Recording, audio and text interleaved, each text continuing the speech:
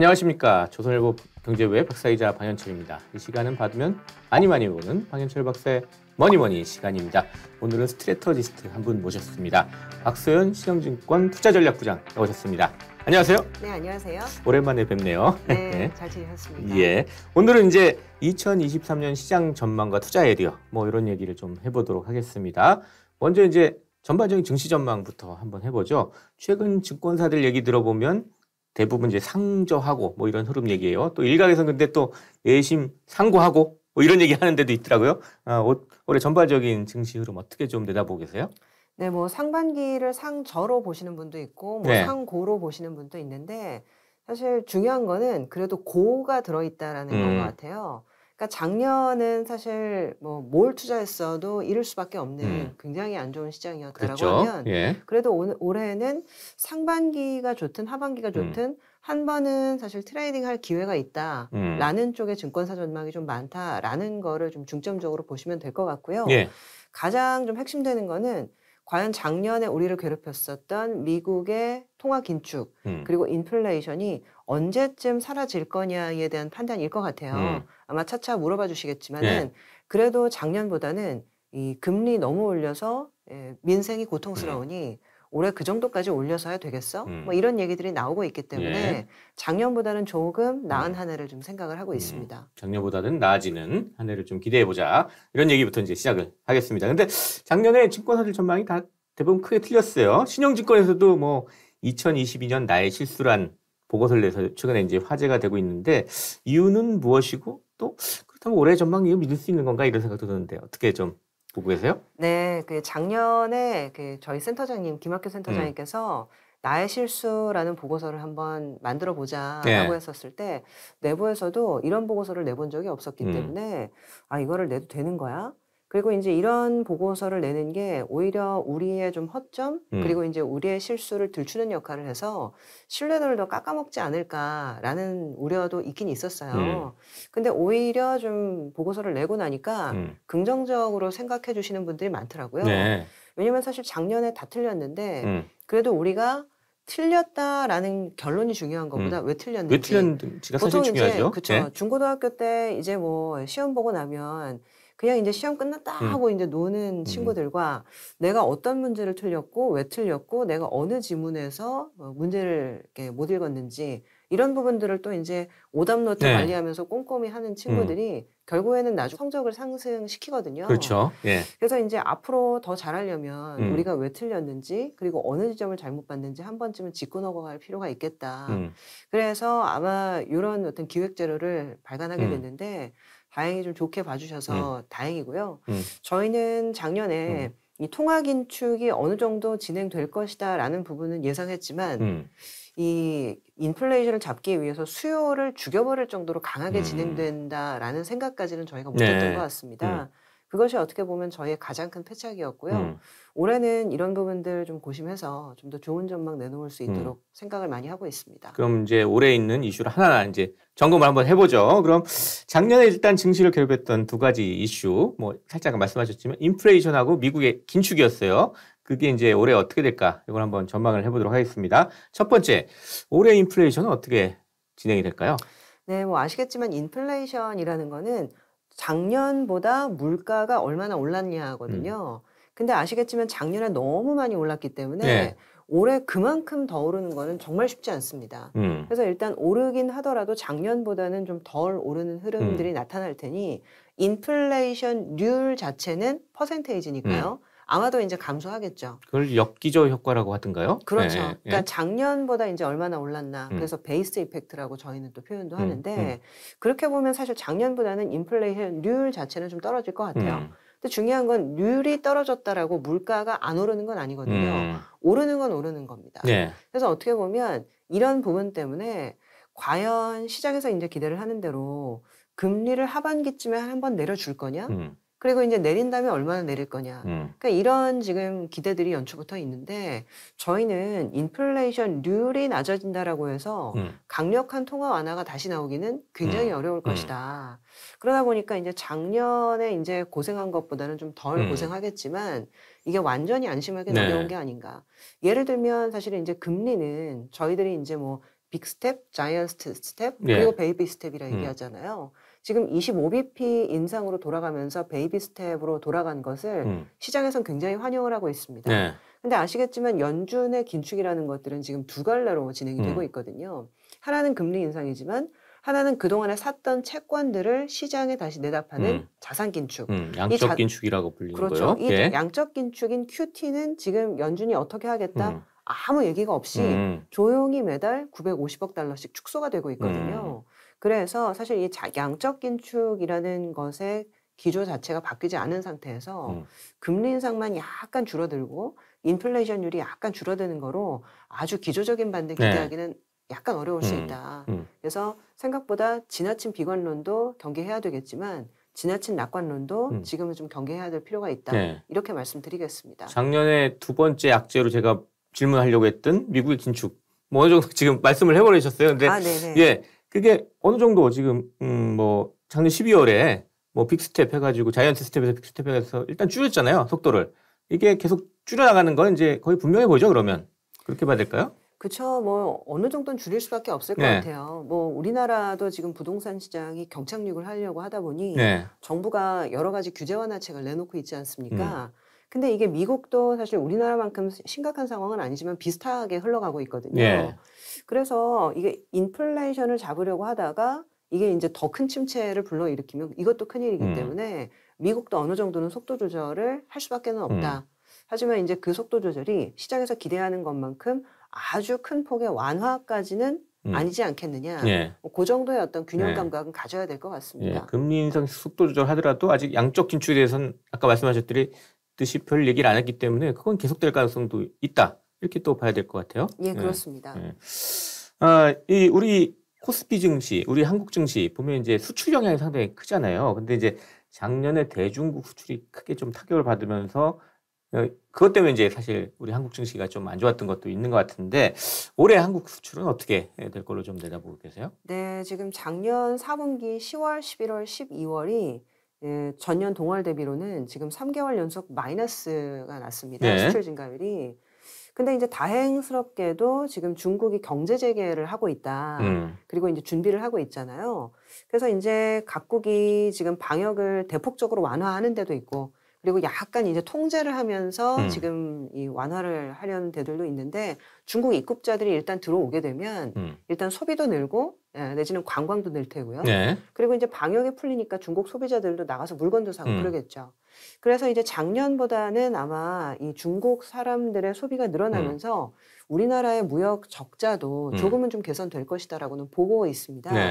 근데 중요한 거는 이 집안에 갇혀있던 사람들이 이제 바깥에 활동을 하면서 어느 쪽의 소비를 더 늘릴 거냐는 생각을 해보셔야 될 것 같아요.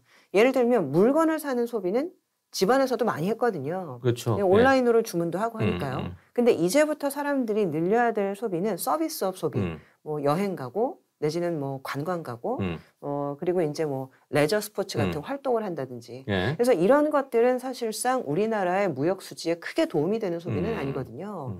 그래서 아마도 작년보다 올해가 낮긴 하겠지만 중국의 경제 재개가 아주 빠른 속도의 어떤 수출 증가나 내지는 무역 적자 해소에 도움을 주지는 못할 것 같다. 그 정도로 정리하겠습니다. 또 하나 거기서 살짝 생각 드는 게 이제 미중 갈등 때문에 중국 수출이 이제 미국으로 좀 잘 안 될 것 같은데 거기에서 또 연쇄적으로 우리한테 영향받는 것도 있을 것 같은데요. 결국에는 중국이 미국에게 수출을 못하니까 우리가 대신 수출하면서 좋아질 수 있다. 또 그렇게도 볼 수가 있군요. 네, 그런 말씀이신 거죠. 아니 그 두 가지 측면을 다 봐야 될 것 같아가지고요. 맞습니다. 그 측면도 분명히 있고요. 사실 이제 이번에 이제 중국이 경제 재개 준비하는 과정에서 지자체들이 부동산 침체 때문에 돈이 없다 보니까 실질적으로는 이 반도체나 이런 좀 최첨단 설비에다가 투자할 수 있는 돈이 없어서 반도체 투자를 일시 중단한다. 이런 기사가 블룸버그에 잠깐 뜨기도 했었어요. 그러다 보니까 이제 중국이 돈이 없는 동안 우리는 그 추격을 따돌리기 위해서 적극적으로 투자도 할 수 있고 그래서 최근에 이제 정부가 이 투자 세액공제를 대폭적으로 확대하지 않았습니까? 그러면서 이제 오히려 우리나라가 중국의 추격을 따돌리기 위해서 적극적으로 투자하고 수출하고 그런 흐름들도 기대는 할 수 있겠죠. 근데 중요한 것은 지금 현재 미국 경기가 아주 호황이냐라고 생각하면 지금 금리를 많이 올려서 약간 지금 둔화세로 가고 있는 상황이거든요. 그러다 보니까 좀 더 중장기적인 효과를 보셔야 되는 거는 뭐 맞을 것 같습니다. 예. 자, 이제 투자 아이디어 쪽으로 한번 얘기를 넘어가 보도록 하죠. 올해 증시에서 좀 그럼 주목해 봐야 될, 어쨌든 고자가 있으니까 주목해 봐야 될 업종은 어딜까? 뭐 이걸 좀 여쭈고 싶은데, 이 한국 투자자들 항상 미워도 다시 한번 하면서 반도체 보고 있잖아요. 이 반도체 얘기부터 시작해가지고 좀 어디를 좀 주목해 봐야 될까? 이렇게 좀 얘기를 해보죠. 네, 저희도 반도체를 작년보다는 나을 거다라고 보고 있는데, 사실 반도체가 상반기에 좋아지기는 좀 어렵다라는 생각을 저희는 갖고 있어요. 네. 그래서 저희는 좀 하반기에 반도체가 좀 좋아지지 않겠느냐라는 생각을 갖고 있는데, 그 이유는 일단 이제 반도체가 좋아지려면 전방 업황이 좋아져야 됩니다. 그렇죠. 예. 일단 스마트폰이 좋아지거나 그리고 이제 서버에서도 이제 우리나라 메모리 반도체를 많이 채택을 하기 때문에 서버 시장이 좋아야 되는데, 서버는 대체적으로 미국의 빅테크 업체들이 서버 투자를 많이 한다는 얘기죠. 근데 최근 주가에서도 알 수 있다시피 미국의 빅테크의 업황, 내지는 사실 광고나 이런 것들이 뭐 드라마틱하게 늘어나는 국면이 아니기 때문에 사실 서버 쪽에서의 반도체 수요는 뭐 생각보다 좋지 않은 거죠. 근데 그럼 스마트폰이 좋아질 거냐? 일단 중국의 경제 재개를 하니까 그 측면에 좀 기대는 할 수 있는데, 아까 말씀을 드렸던 것처럼 중국의 경제 재개가 스마트폰이나 이런 상품 소비로 연결되는 게 아니라 오히려 서비스업 소비로 연결될 측면들이 강할 거기 때문에 반도체가 수요 회복되는 속도가 생각보다는 좀 느리게 나타나지 않을까라고 보고 있어요. 그래서 저희는 재고 조정이 좀 마무리가 되는 2분기 한 말 정도 내지는 3분기 초 정도가 좀 변곡점이 아닐까 생각을 좀 하고 있고요. 그래서 반도체는 조금 더 시간을 두고 생각을 하셔도 좋은 업종이다라고 말씀을 드리겠습니다. 반도체 말고 그러면 올해 뭐 좀 주목해 봐야 될 업종들은 어떤 게 좀 있을까요? 네, 저희는 일단 좀 가치주라고 해서 이제 밸류 투자 이런 부분들을 많이 강조를 드리고 있는데요. 의외로 지금 가치주라고 생각되는 업종에서 지금 어닝들이 좋아지거나 그리고 이제 실적들이 좀 잘 나올 수 있는 것들이 꽤 있는 것 같아요. 아, 그래요? 첫 번째는 일단은 은행 업종을 좀 말씀을 드리고 싶은데요. 지금 전반적으로 한국 기업 실적이 계속 하향 조정되고 있는데, 오히려 은행과 사실은 보험 업종, 그 금융 쪽은 오히려 좀 조금씩 상향이 되고 있습니다. 그 여러 가지 이유가 있는데, 일단은 이제 금리 자체가 굉장히 높아지다 보니까 예전에는 사실은 이제 예금을 받아도 대출 금리를 좀 높게 설정을 하지 못하다 보니까 보통 예대 마진이라고 하죠. 그래서 이제 예금 받아 대출해주는 그 마진 자체가 굉장히 좀 적다 보니까 생각보다 이제 금융에서 사실 뭔가 이익이 나기가 되게 어려웠던. 근데 지금은 이제 금리가 굉장히 많이 높아지다 보니까 이 예대 마진 자체가 사르르 좀 회복이 되면서 어느 정도의 어떤 이익 개선을 좀 목도할 수 있는 측면이 좀 생겼습니다. 근데 최근 이제 부동산 부실이나 여러 가지 이제 우려들이 지금 제기가 되고 있는데, 의외로 최근 은행권이 갖고 있는 어떤 대출 자산 익스포저들이 견실해서 생각보다는 지금 NPL이라고 하거든요. 이 부실 채권. 그렇죠. 이 부실 채권의 비율이 생각보다 좀 높지 않은 걸로 지금 추정이 되고 있고, 그래서 오히려 지금 은행 같은 경우에는 지금 고배당을 하겠다라고 연초부터 얘기하는 금융지주들이 꽤 많아지고 있거든요. 그래서 일단 배당도 꽤 많이 주고 그리고 실적도 꽤나 건실하게 나오고 있기 때문에 은행 같은 것들은 최근 이제 애널리스트들의 추정치가 좀 상향 조정되고 있는 그런 업종 중에 하나이고요. 그리고 저희는 이제 기계, 조선, 그리고 이제 반도체에 대해서는 조금 기다리자라고 말씀을 드렸는데, 반도체 장비 소재 부품 같은 소부장 업체들은 지금 정부가 투자세 공제를 좀 확대하겠다라고 얘기를 했기 때문에 제가 지금 말씀드린 업종들이 대체적으로 다 투자를 확대했을 때 정부의 세액 공제 혜택을 받아 먹을 수 있는 그런 업종이거든요. 이런 쪽에서는 오히려 발주 흐름이라든지 이런 것들이 많이 나올 수가 있기 때문에 저희는 작년부터 이제 캐펙스 투자, 기업 투자가 오히려 앞으로의 어떤 경제 활성화를 끌고 갈 수 있는 하나의 동력이 될 것이다 말씀을 드리는데, 이런 업종들을 좀 많이 생각을 하고 있습니다. 그건 올해 얘기고, 뭐 좀 장기적으로 한 2, 3년 멀리 보는 투자자라면 어떤 걸 좀 관심을 둬야 할까요? 네, 뭐 주식이나 업종의 관점보다는 최근 자산 시장에서는 금 투자에 대해서 좀 관심을 가져보자, 이런 얘기도 서서히 좀 나오고 있더라고요. 인플레이션 때문에 그런가요? 인플레이션 때문에도 그렇고요. 최근에 이제 외신에서 지적을 하고 있는 거는 일단 두 가지가 있습니다. 첫 번째는 방금 박사님께서 지적해 주신 인플레이션 때문에, 그리고 두 번째는 작년 3분기에 중앙은행들의 금 매입이 사상 최고치, 사상 최고치라기보다는 40년 내 최고치를 기록했다. 이런 게 아주 대서특필이 된 적이 있었어요. 네. 근데 중앙은행들이 갑자기 금을 왜 사냐라고 생각을 해봤더니 이유가 그 중국과 러시아가 이 외환 보유고를 지금까지는 달러 그리고 이제 미국 채권으로 많이 운용을 하고 있었습니다. 네. 그런데 이제 러우 전쟁이 터지면서 러시아와 미국이 이제 대립각을 세우는 가운데 미국이 러시아의 금융자산을 전부 동결을 해버렸잖아요. 그렇죠. 예. 근데 이 러시아의 금융자산을 동결을 하면서 러시아가 그동안 알토란처럼 쌓아왔었던 외환 보유고가 전부 다 달러로 표시가 되는 자산이기 때문에 이게 이제 순식간에 동결이 돼버린 겁니다. 그래서 이제 대부분의 이걸 지켜보던 어떤 신흥시장의 어떤 중앙은행들은 경악을 했다 하더라고요. 네. 물론 이제 러시아가 잘못한 건 맞지만 내가 알토란처럼 쌓아왔던 내 지갑, 내 자산이 미국의 어떤 동결 조치 하나로 일거에 빼앗길 수 있구나라는 공포감을 느꼈다 하더라고요. 네. 그래서 지금부터는 달러가 아니라 다른 자산으로도 외환 보유고를 축적을 해야 되겠다. 그래서 이제 그 첫 타자가 뭐 위안화도 늘릴 수 있고 유로화도 늘릴 수 있지만 다시 한번 금을 늘려보는 게 어떤가라는 생각들을 하기 시작했다 예. 하고요. 그러면서 최근에 미국에서도 금광업체들이 꽤 많이 올랐거나 그리고 이제 금광업체들을 추종하는 ETF도 꽤 많이 오르고 있습니다. 네.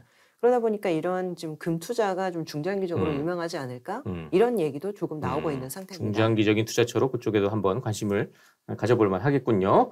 자, 이제 마지막 질문입니다. 시장을 떠난 개인 투자자들이 점점 늘어나고 있는 것 같아요. 이 개인 투자자들한테 좀 줄 수 있는 조언은 어떤 게 좀 있을까요? 네, 뭐 지금 이 개인 투자가분들은 결국에는 이 인플레이션을 해지하기 위해서 그러니까 어떻게 보면 물가 상승률 이상의 이제 수익을 내야 어떻게 보면 생활에 도움이 되고 생존에 도움이 되고 이런 그쵸? 측면에서 사실 투자를 많이 하고 계실 것 같아요. 근데 작년 같은 경우는 물가 상승률을 커버하기는커녕 사실은 원금에 대한 손실을 굉장히 이제 감내해야 되는 투자였기 때문에 너무나도 힘든 해였습니다. 근데 중장기적으로 보게 되면 결국에는 인플레이션을 해지하려면 현금을 쥐고 있어서는 이게 방법이 없는 거거든요. 네. 결과적으로는 이것이 채권에 대한 투자든 아니면 방금 말씀드렸던 금이나 배당주나 내지는 가치주에 대한 투자든 어느 방향으로든 사실은 투자를 하지 않으면 인플레이션을 해지할 수 없는 것이 지금의 현실인 것 같습니다. 예. 그래서 약간 좀 중장기적인 어떤 관점에서 이런 인플레이션 해지에 대한 어떤 투자 방향을 수립해보는 좀 시간이 올 초가 됐으면 좋겠다. 이렇게 말씀을 드리도록 하겠습니다. 네, 감사합니다. 지금까지 박소연 신영증권 투자전략부장 모시고 2023년 시장 전망과 투자 아이디어에 대해서 이야기를 나눠봤습니다. 마지막으로 저희 시청자, 구독자 여러분께 짧게 마무리 인사 부탁드리겠습니다. 네, 오랜만에 인사드리는데요. 2023년 개묘년 새해 복 많이 받으시고요. 저희 신영증권도 올해 더 좋은 투자 아이디어를 제공할 수 있도록 노력하겠습니다. 감사합니다. 예, 감사합니다. 지금까지 박소연 신영증권 투자전략부장 그리고 저는 조선일보 경제부의 박사기자 강현철이었습니다. 그럼 다음 시간에 또 뵙도록 하겠습니다. 감사합니다.